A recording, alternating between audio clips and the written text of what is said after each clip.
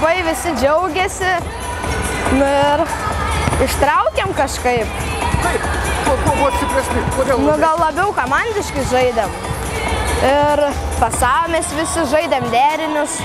Treneris labai padės, pasakęs visus derinius.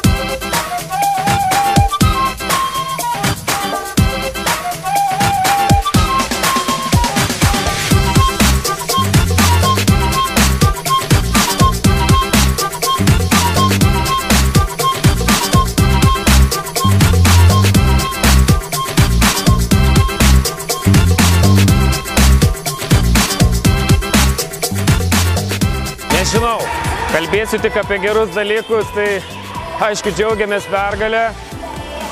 Noriu pasveikinti pirmiausia savo komandą su pergalė ir varžovų komandą noriu pagirti, tikrai gerai žaidė.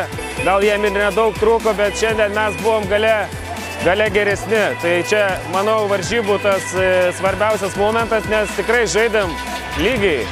Atrodo ir pabėgom, bet vėl jie sugrįždavo į žaidimą.